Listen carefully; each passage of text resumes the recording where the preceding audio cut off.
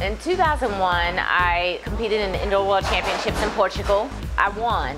It was my first major medal on a world stage. I jumped my personal best. A month after that, I tore my ACL, and I've tried to fight my way back to competitive form for 7 years. And if I did not make the Olympic team, I was going to have to retire. But before I decided to do that, I made sure that I had something else in mind that I wanted to do.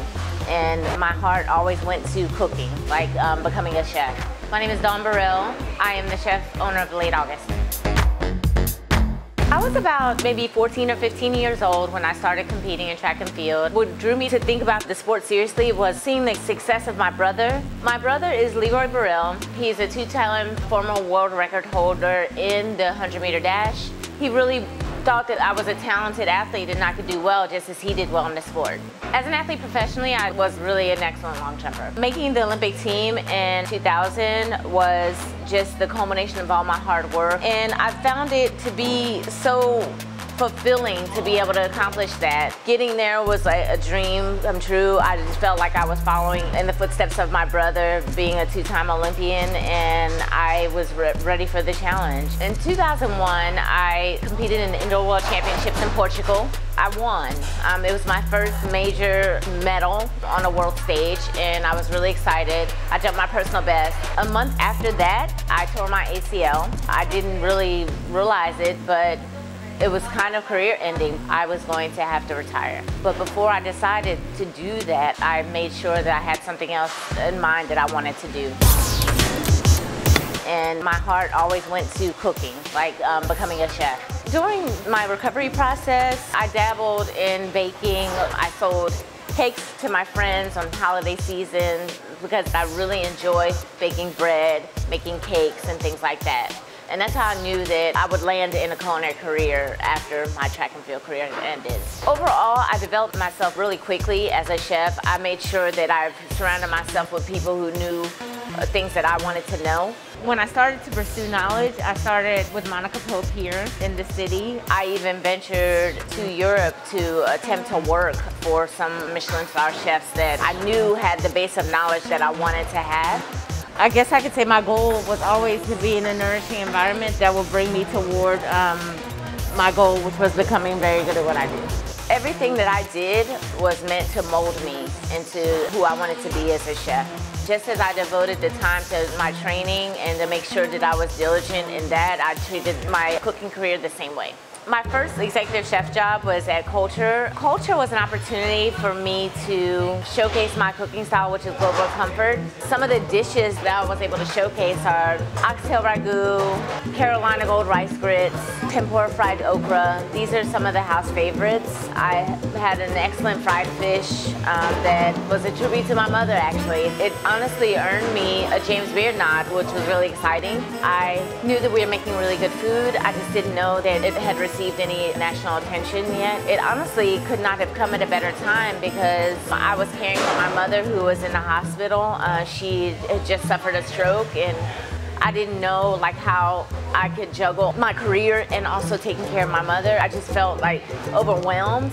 Maybe cooking wasn't worth it. You know, maybe the time that I'm devoting to this career is not worth it in this moment, in this time period of my life, because there's something that means more to me, and it's the care of my mother. And it wasn't until I received this nomination that I realized that I was on the right track and I was doing something good. Lucille's Hospitality Group was founded by Chris Williams. Lawrence Walker runs 1913, which is the kitchen that is for the nonprofit. Kang runs Lucille's kitchen. Chris is the chef owner of Lucille's, and myself. The idea behind the restaurant group is that all of the concepts underneath the umbrella will make donations to Lucille's 1913, which is the nonprofit. The nonprofit's goal and aim is to combat food deserts and to supply food and nourishment to people in need. It's really refreshing to see someone who's really invested in helping people. I'm really excited about my first restaurant. It will be the first effort where I've chosen all the surfaces and the floors. The name of the restaurant is Late August. So this is a version of a flatbread. It's also called roti. This is made out of 100% rice. These are very much the breads that I will create for Late August. Chris came up with the name of Late August actually, and this restaurant is located in the historic Sears building that's downtown in Midtown. The concept itself pays homage to Sears, and the reason Chris named it Late August is because in the 70s when we were children, we would always kind of be intrigued by the catalog that was coming out in late August so that we can look at all of our things that we desired to have and dog-ear our pages for our Christmas gifts and things like that. I found the name to be so endearing because I've realized that that's exactly what I used to do as a kid. I'm making my version of XO sauce, which is a Chinese sauce. It has crawfish, spices, chilies, aromatics, and things like that. And my Creole XO has tasso ham, which is a Louisiana-style ham. The menu for Late August is still in the works, but the focus will be global comfort with highlights of Afro-Asian cuisine. The Butcher's Ball is an event that's held annually. Butcher's Ball highlights local farmers, local ranchers. Let's put the glaze down before the salad, yeah? And it's just an awesome event where chefs and culinary professionals come together and create beautiful dishes and have fun. I did participate in the upcoming season of Top Chef. The food that we create on that show is ours innately, like we know it, from back to front, and we are able to pull it out in 20 to 30 minutes. It was really exciting. It was one of the hardest things I've ever done, and coming from an Olympian, that should tell you that that's a pretty difficult task to accomplish, and I'm really proud of myself.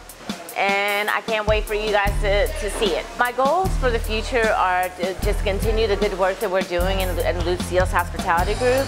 And this I can cook, and you can even divide these two if you like. I would love to offer a platform for young chefs and young cooks to really learn and to maybe open some restaurants of their own. I feel like I am exactly where I'm supposed to be. This is the career that was intended for me. And I think that everything that I've done in my life has prepared me to be the chef that I am today. And there's nothing more fulfilling than that for me.